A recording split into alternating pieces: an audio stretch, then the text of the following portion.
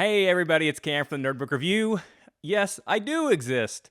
Um, this video is going to be a little bit of an update on what I've been doing all summer, why I haven't put out any videos, and then also we'll talk about what I'm going to do going forward. I have just been crazy busy for the last about 5 months. Most of you will know already, if this isn't your first video, that I make compost for a living. I know a lot of you guys probably have a tumbler in your backyard where you throw your extra food in and stuff like that. And, once a year or so, you have some compost to put in your garden. Well, I have a big machine. I pull the tractor. There should be a quick little video or picture up here.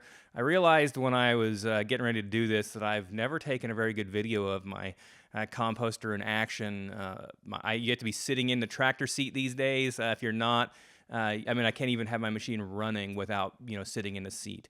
So, should be some sort of video up there. But anyways, it's a seasonal thing. I only have to work 9 months a year, and I only have to work a crazy amount, about 4 or 5 months a year. But for that 4 or 5 months a year that I'm working a crazy amount, we're talking like 60 to 70 hours a week easily. I have about a 2-week period, the first couple weeks of June usually, where every single person that I turn compost for wants me to be started by then.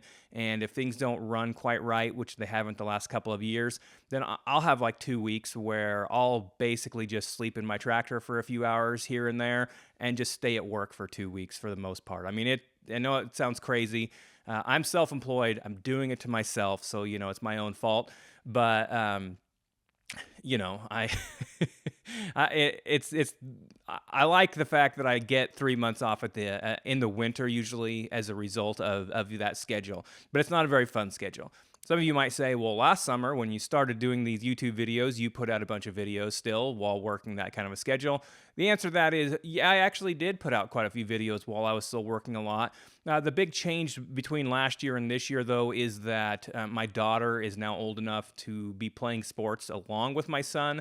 And so my average day, starting in about June until about 2 weeks ago, involved me getting up at 3 in the morning. I'd go to work. I'd work until about 4 p.m.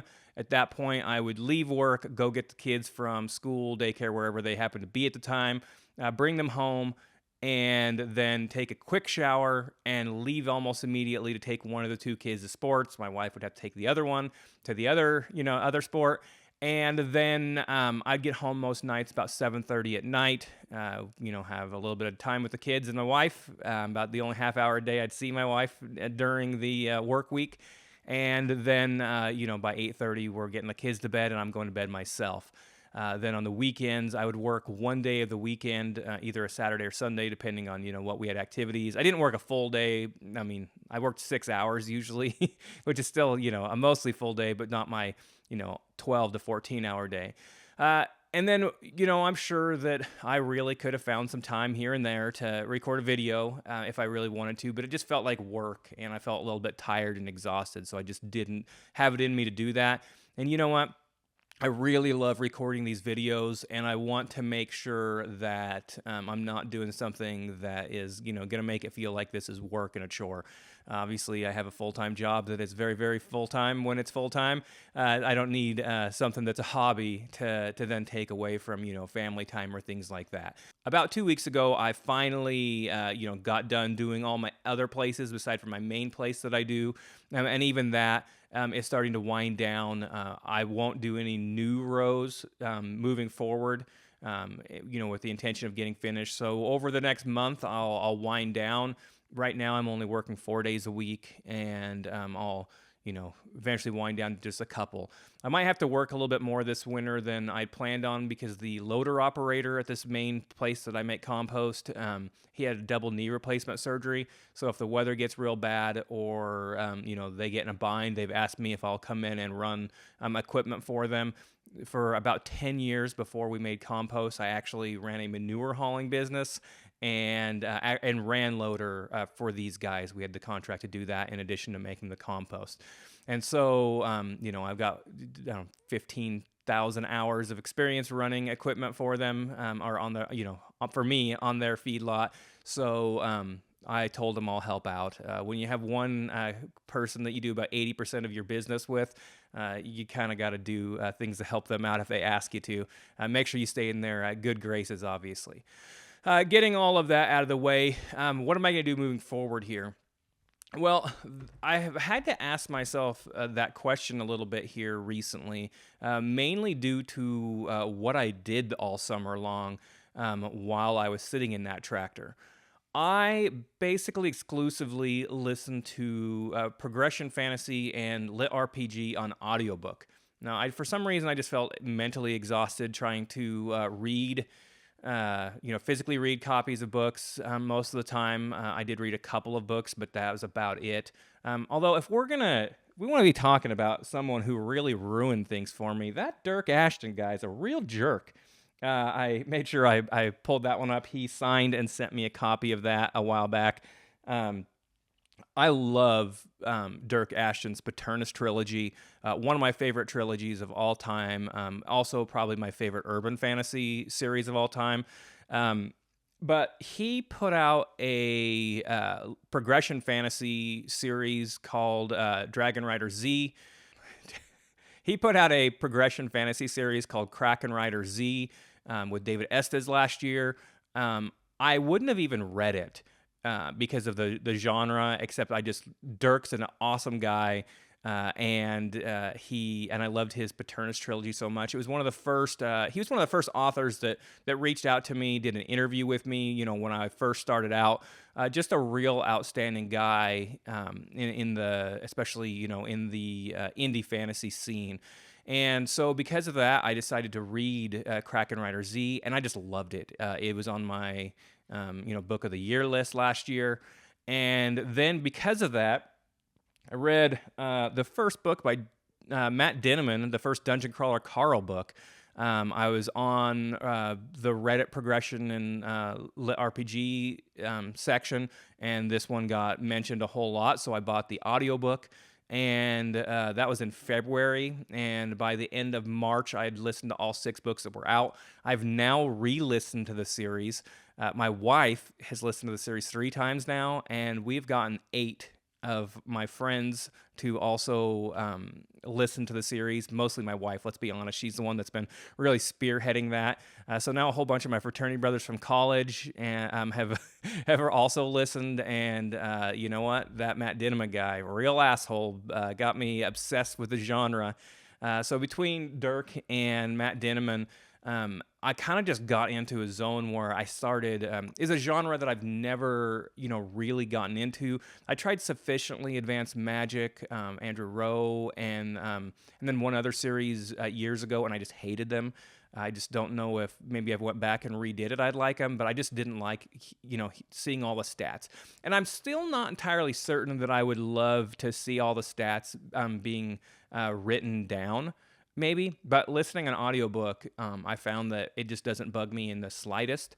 I read the progression one where there are some stats, but you get a good solid 30-40% of the book before you really start getting into any sort of stats with Kraken Rider Z, for Ashton. I'm actually reading the second book right now. I just got the arc for it, and I think it's kind of kicked me out of that reading slump just a little bit because I've really been enjoying it as well. So because of that, and I kind of got sidetracked there. You guys, if you watch my videos, know that I can get sidetracked.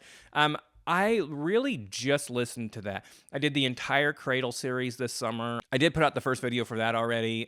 I did the first. I've read the first 3 Beware of Chicken books. Really, really loved those. I did not know that cozy progression fantasy was also going to be a genre I really love. As a general rule, I don't really like, even when I've tried recently to do cozy fantasy, I don't like a ton of it. I've really loved Quenby Olson's, cozier fantasy, her How to Train Your Dragon series.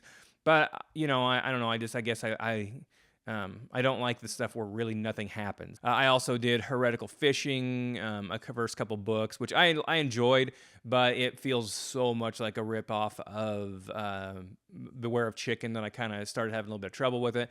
I've already mentioned that I tried the first He Who Fights with Monsters, didn't like the protagonist. Then I've really loved the first 3 books of Apocalypse Parenting by Aaron Ampersand. That is a series. I will definitely be putting out a video for that. Even though I know you guys don't all love my progression and RPG stuff, I really want to get a video out for Apocalypse Parenting. I'll tell you what, talk about unlocking some new fears of thinking about, being in those worlds. It's funny, when I was, in my teens or early 20s, I often thought like how fun it would be to be in a video game world. You think like, oh, I'm young and I'm strong and, and I do well. Well, when you have to think about having your kids, her kids in this book are about the same age as my kids in real life. It's just terrifying to think about trying to be a parent and raising kids through, being put into a lit RPG world. So really enjoyed those. Then I've done, I'm on the 3rd book of Primal Hunter right now. And, I did a bunch of one-offs too on some books. I tried to find like a bunch of the biggest, most popular series and listen to them. Didn't love Wandering In so far, but my wife has now bought all the way through like the first 8 of them. What is that? Something like 2,000 hours is what it feels like. So since she has those and she's gotten really into it once, got into that first book, I think I'm going to give that one another shot at some point. Obviously, all of that, I don't know that's what my audience really wants, though. I am an indie guy. Most of these series are indie as well, so that shouldn't be the issue. But it's definitely a genre that people either love or hate as a general rule. There's not a lot of those in-betweeners. I was in that category of people who hated it until just recently, thanks to Dirk and then Matt Dinneman. And now I've just been, basically nothing but lit RPG and progression fantasy for the last 5 months. Like 25 books probably is what we're talking here. So what am I going to do with the channel then? I am going to put out a few videos for those. The Cradle videos, I'm probably going to put out a 3-part series on that one where we'll talk about the first few books because I thought they were okay but not great. The middle of the series that really hooked me and I thought was just amazing. And then the last couple of books, which I still really loved, but I didn't love necessarily the same way that, I had trouble going to bed sometimes, even listening to audiobook because I wanted to do some of those middle Cradle books.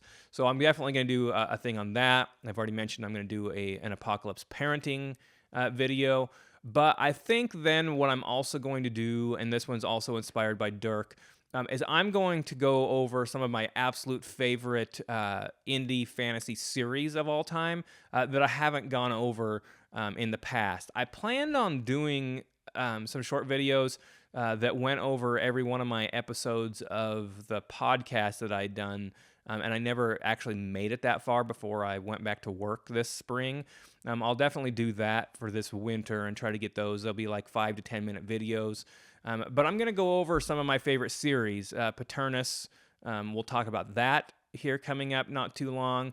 I think I've already talked about MD Presley's, Woven Ring series, so I probably won't do that one again. But we're going to go over, a few of them. Ash and Sand series by Richard Nell.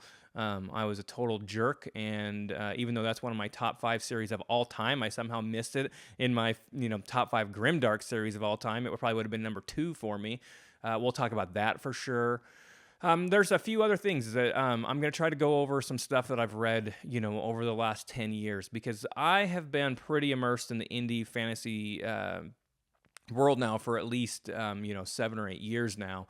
And I've done a lot of great series that I either read when I was doing just the podcast or, when in that 4-year period where I wasn't doing any recording, I was still doing plenty of reading. The last couple of weeks, I've just kind of been playing a lot of Football Manager, just kind of relaxing and mentally recouping from this long summer. And so I'm really excited, as I move forward to have plenty of time. The kids are going to have most of November and December off from sports. My son's still going to have some soccer training stuff, but he had a broken foot last spring, and he was not at full strength when they had tryouts for competitive soccer again. And we had talked with the director, and the director had said that he was going to get put on one of the teams. They knew that he wasn't, at full strength. And then when the rosters got put out, he was not on one of the 3 teams. So talked with the director, who actually was like, "Hey, you guys ready for, another season of competitive?" And I was like, "Well, he didn't make the team, so, obviously not."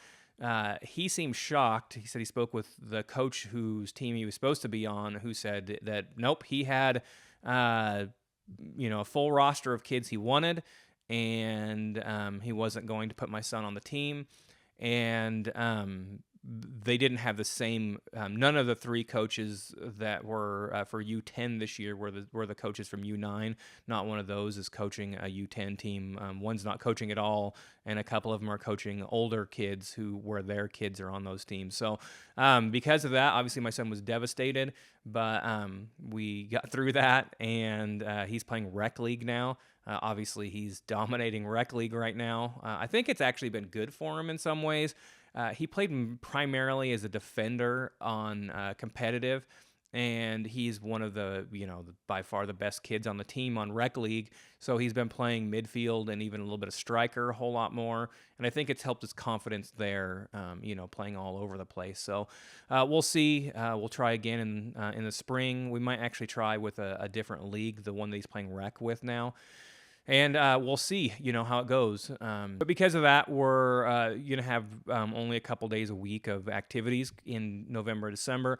It's just going to be a nice, relaxing time for me, and I'm going to try to get out a bunch of videos. I'm going to try to get a whole bunch of stuff recorded so that when I get into the spring and summer, then I'm, not going to have this 5-month lull, even if the videos have been recorded, a long time previously. Okay. This video should be over tomorrow. I'll be putting out another video where I'll talk a little bit more about what I plan on doing video-wise. And also, if you guys have some suggestions of what you would like me to do with video-wise with the channel, like maybe a bunch of you are okay with me putting out a whole bunch of lit RPG videos since that's what I've been listening to. But I think I've heard a lot more negative reaction privately for putting out, basically completely going over lit RPG from my normal epic and grimdark fantasy. And I understand that it's a totally different thing, and it's very different. And if you don't love it, you don't love it. So this next video, I'll ask for a little bit of your advice, and I'll tell you where we're going to go with things. All right. Great to be back, and I hope that you guys, continue this journey with me. Thanks.